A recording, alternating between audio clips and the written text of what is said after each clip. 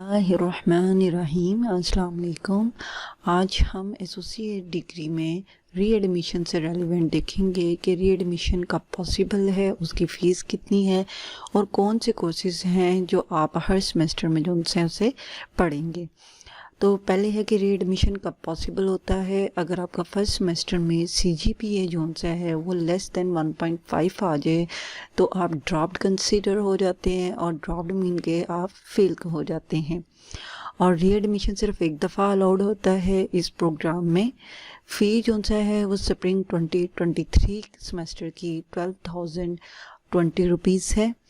अब हम देखते हैं कि scheme of study associate degree in CS के अकॉर्डिंग कौन से ऐसे कोर्सेज़ हैं जिसको आप पढ़ सकते हैं। डी के अकॉर्डिंग एसोसिएट डिग्री जो कि फॉल सेमेस्टर 2022 में शुरू हुई है वो कब ख़त्म की जाएगी? 2024 में। मिनिमम डिग्री ड्यूरेशन 3 इयर्स है। अब इट मीन्स के 2022 से 2024 तक तो वो स्टूडेंट्स जो उनसे अपनी डिग्री कंप्लीट कर लेंगे विद इन 2 इयर्स, जिनका कोई रिपीटिंग कोर्स नहीं होगा या जो उनसे हैं किसी कोर्स में ड्रॉप नहीं हुए। अगर हुए भी हैं तो वो एक में ही हैं और वो दोबारा उसे रिपीट कर लेंगे। लेकिन अगर फुल वो ड्रॉप्ड हैं यानी फेल हैं सेमेस्टर में, तो देन उनके लिए मिनिमम जो डिग्री ड्यूरेशन है वो 3 ईयर्स यानी 3 ईयर में उन्हें से कंप्लीट करना है। टोटल क्रेडिट आवर इसके 70 हैं इस डिग्री के। अब हम देखते हैं सेमेस्टर 1 के कोर्सेज। सेमेस्टर 1 में CS 164 ICT भी जिसको कहा जाता है, प्रोग्रामिंग फंडामेंटल्स हैं जिसकी CS 102 है, और इंट्रो टू ग्रामर ENG 101 है, और PKS 101 जो उनसे वो फर्स्ट सेमेस्टर में पढ़ाई जाती है, जबकि सेमेस्टर 2 में ISL है। फिर फिज़िक्स 117 है, math 107 calculus and analytical geometry है, और मैथ 127 जिनने प्री मेडिकल किया होता है इंटरमीडिएट में, ये उनके लिए कोर्स होता है सिर्फ। अब यहाँ पर आप देखें तो इसका प्री रिक्विजिट नहीं है।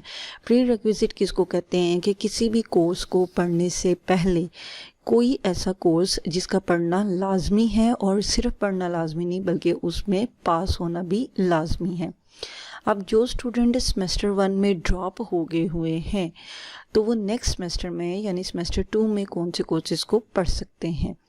अब यहाँ पे अगर आप देखें तो सेमेस्टर 2 का जो पहला कोर्स है वो CS 154 है, डिजिटल लॉजिक डिज़ाइन, लेकिन इसका प्री रिक्विजिट क्या है? फिज़िक्स 117।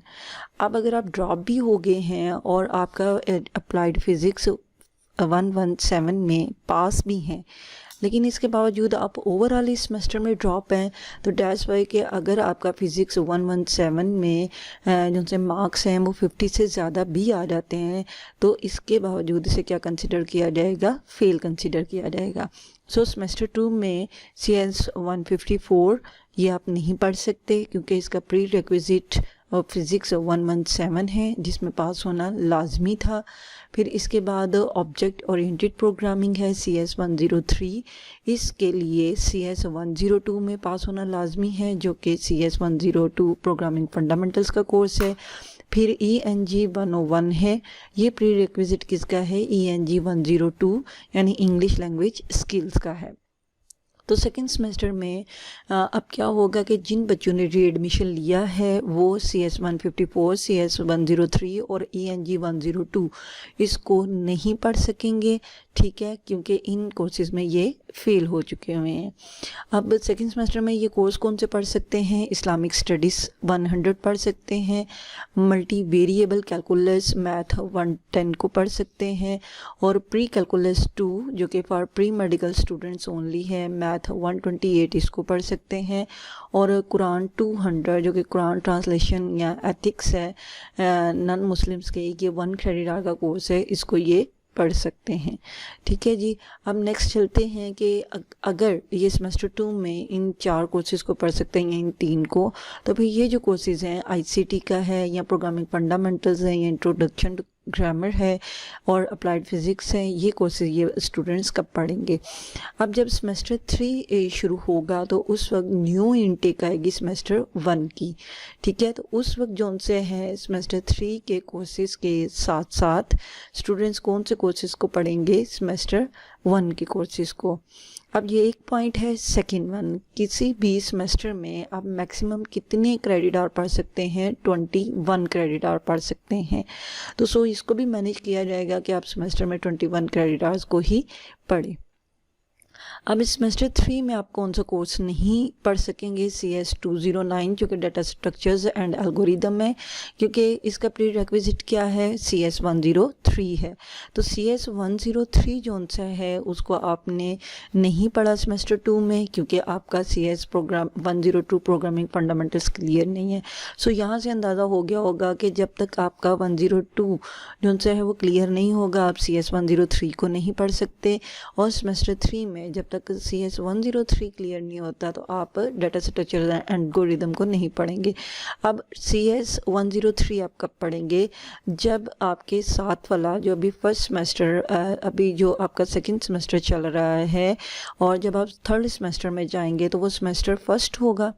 वही सेमेस्टर जब सेकंड सेमेस्टर में जाएगा तो तब आप किसको पढ़ेंगे? CS 103 को पढ़ेंगे, ठीक है। और फिर उसके बाद नेक्स्ट आप सेमेस्टर 4 के कोर्सेज के साथ अपने किन कोर्सेज को रजिस्टर करवा सकते हैं?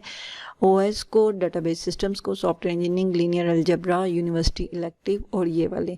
अब ऑपरेटिंग सिस्टम्स और डेटाबेस सिस्टम्स के लिए CS 209 का क्लियर होना, पास होना लाजमी है। तो इट मीन्स के जब आपने सेमेस्टर 1 के साथ CS 102 पढ़ेंगे, ठीक है, along with the semester 3 courses. इसके बाद जब सेमेस्टर 2 आएगा उस वक्त आप सेमेस्टर 4 के भी कोर्सेज पढ़ेंगे साथ में।